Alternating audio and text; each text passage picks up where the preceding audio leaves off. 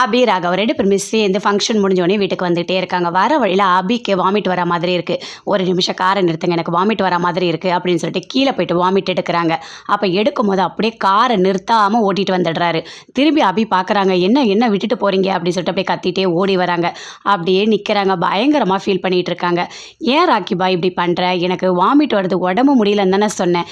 இப்படி நைட்டில் நடு ரோட்டில் விட்டுட்டு போறியே, ஏன் இப்படி பண்ணுற? ஒரு வேளை நீ என்னை கூப்பிடுவியான்னு நான் நினைக்கிறேன். அதுக்கு என்ன காரணம்? என் கழுத்தில் நீ கட்டின தாலி தானா, இல்லை நான் உன் மேலே வச்ச பாசமா? எனக்கு எதுவுமே புரியவே இல்லையே. நீ எப்பவுமே எனக்கு கெடுதல் தான் நினைக்கிற. ஆனால் நீ என்னை கூப்பிடுவ, என்னை கண்டிப்பாக வருவ அப்படின்னு என் மனசு ஏன் எதிர்பார்க்குதுன்னு எனக்கு தெரியல அப்படின்னு சொல்லிட்டு அப்படியே ஃபீல் பண்ணிவிட்டு அப்படி நின்றுட்டே இருக்காங்க. யாருமே அங்கே இல்லை, அப்படின்னு நின்றுட்டே இருக்காங்க. அப்போ கரெக்டாக அங்கே விக்னேஷ் இருக்கார். அவங்க ஃப்ரெண்டுங்களோட சேர்ந்து பக்கத்தில் பேசிகிட்டு இருக்காரு. அங்கேருந்து கிட்ட வராரு. என்ன அபி இங்கே தனியாக நின்றுட்டுருக்கீங்க அப்படின்னு சொல்லிட்டு கேட்குறாரு. இல்லை அதெல்லாம் ஒன்றும் இல்லை, அவர் உடனே வந்துடுவார், இங்கே தான் எங்கேயோ இருக்காரு, நான் எங்கே இருக்கேன்னு அவர் கண்டுபிடிக்கணும், அதுதான் விளையாட்டு அப்படின்னு சொல்லிட்டு அபி சொல்கிறாங்க. ஆனால் விக்னேஷ் எதுவுமே நம்பவே இல்லை, அப்படியே பார்த்துட்டே இருக்காரு. சாரி, அன்னைக்கு நடந்த எல்லாத்துக்குமே சாரி அபி அப்படின்னு சொல்கிறாரு. பரவாயில்லைங்க, இதில் என்ன இருக்குது? ஒரு வேளை ராகவ் தான் உங்கள் வீட்டுக்காராக வரணும்னு இருக்குதோ என்னவோ, அதனால தான் நான் என்னால் கல்யாணம் பண்ண முடியாமல் ஆயிடுச்சு அப்படின்னு சொல்லிட்டு விக்னேஷ் பேசிகிட்டே இருக்காரு.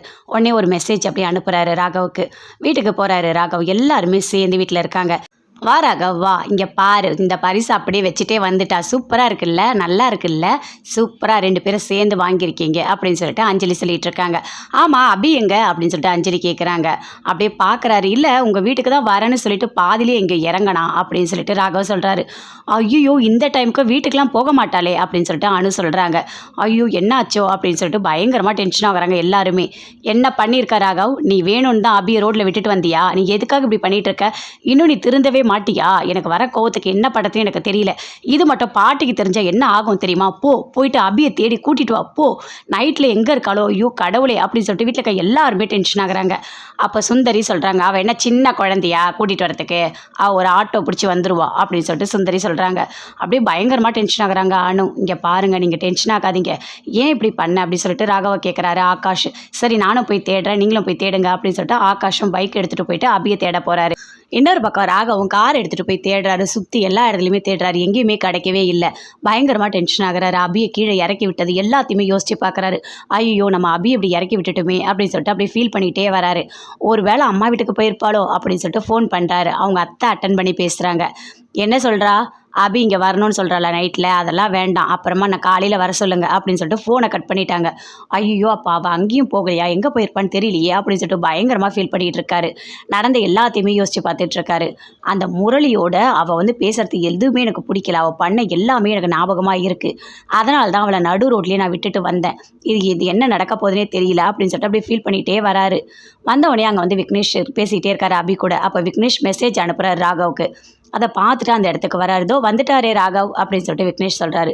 அபி பார்க்குறாங்க. பார்த்தோடனே அப்படி ஓடி போய் ஹக் பண்ணிக்கிறாங்க. அவ்வளோ சந்தோஷமாக ராகவும் அப்படியே ஹக் பண்ணிக்கிறாரு. இதை விக்னேஷ் பார்க்குறாரு. ரொம்ப தேங்க்ஸ் அப்படின்னு சொல்லிட்டு ராகவ் சொல்கிறாரு விக்னேஷுக்கு. ஏன் என்னாச்சு, எதுக்காக அவருக்கு தேங்க்ஸ் சொல்கிறீங்க அப்படின்னு சொல்லிட்டு கேட்குறாங்க அபி. இல்லை இவர் தான் மெசேஜ் அனுப்புனாரு நீங்கள் இருக்கன்னு சொல்லிட்டு அப்படின்னு சொல்கிறாரு ராகவ். அதை கேட்டோன்னே அபி பயங்கரமாக சந்தோஷப்படுறாங்க. பரவாயில்லை அப்படின்னு சொல்லிட்டு சரி வாங்க நம்ம போகலாம் அப்படின்னு சொல்லிட்டு அங்கேருந்து அபி ராகவ் 2 பேருமே போகிறாங்க. விக்னேஷ் கிட்ட பாய் சொல்லிட்டு போகிறாங்க. விக்னேஷ் அங்கேருந்து போகிறாரு. 2 பேருமே வீட்டுக்கு போகும்போது அப்படியே ஃபீல் பண்ணுறாங்க. அபி எதுவுமே பேசவே இல்லை, அப்படியே அமைதியாக இருக்காங்க. சாரி அப்படின்னு சொல்லிட்டு ராகவ் சொல்கிறாரு. அபி எதுவுமே பேசவே இல்லை, அமைதியாக வராங்க. இல்லை நான் ஏதோ இது கோவத்தில் தான் விட்டுட்டு போயிட்டேன் அப்படின்னு சொல்கிறாரு.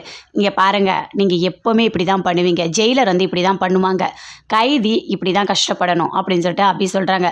ராகவ் அப்படியே ஃபீல் பண்ணுறாரு. 2 பேருமே சேர்ந்து வீட்டுக்கு போகிறாங்க. வீட்டுக்கு போனவொடனே அஞ்சலி ஓடி வராங்க. அனு எல்லாருமே ஓடி வராங்க. ஓடி வந்தவொடனே அப்படி பாசமாக பார்த்துக்கிறாங்க. என்னாச்சு வந்துட்டியா அபி அப்படின்னு சொல்லிட்டு பாட்டிக்கிட்ட சொன்னோம். பாட்டிக்கு அப்படியே உடம்பு முடியாமல் போயிடுச்சு, அவங்க படுத்துட்டு இருக்காங்க அப்படின்னு சொல்லிட்டு அஞ்சலி சொல்கிறாங்க. ஐயோ அக்கா நீ எதுக்காக பாட்டிக்கிட்ட சொன்ன அப்படின்னு சொல்லிட்டு ராகவ் கேட்குறாரு. வேற என்ன பண்ண முடியும்? பாட்டி கேட்குறாங்க என்னாச்சு அபி எங்க ராகவ் எங்கன்னு கேட்குறாங்க. நாங்கள் எவ்வளோ நேரம் உண்மையை மறைக்க முடியும், அதனால தான் நாங்கள் சொல்லிட்டோம் அப்படின்னு சொல்லிட்டு அஞ்சலி சொல்கிறாங்க. பாட்டிக்கு ரொம்ப முடியல, ஒரு மாதிரி படுத்துட்டு இருக்காங்க. போயிட்டு அவங்க கிட்ட பேசு போ அப்படின்னு சொல்கிறாங்க.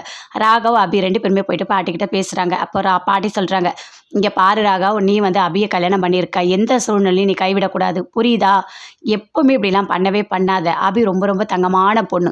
இந்த மாதிரி ஒரு பொண்ணு கிடைக்க நீ கொடுத்து வச்சிருக்கணும். இன்னும் உனக்கு அபியை பற்றி சரியாக தெரியல. அதனால தான் நீ இப்படிலாம் பண்ணிகிட்டு இருக்க.